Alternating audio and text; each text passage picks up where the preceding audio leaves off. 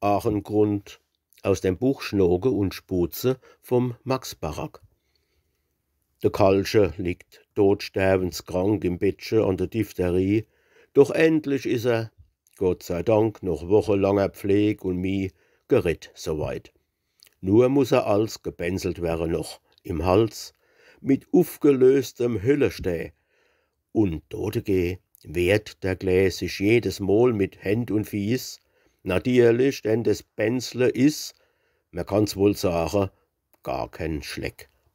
Drum, wann er nur der Bänzel sieht, macht er e Pensche schon und zieht mit seine kleine Händ die Deck blitzschnell als iwer Maul und Nas und kreischt in tote Ängste, dass er sich net pinsle losse wollt und dass man halt geh losse sollt.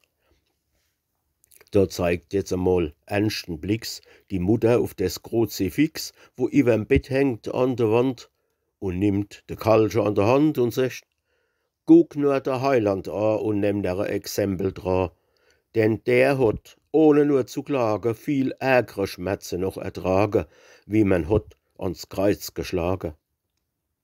Da schielt der Klee e bissel nur verstohlen unterm Deckchen vor, nuff an der Wand zum Kruzifix und guckt sich's an und secht lang nix. Doch endlich schüttelt der Klee Knopf sei eigensinnische Lockenkopf und secht: Was tu ich da damit?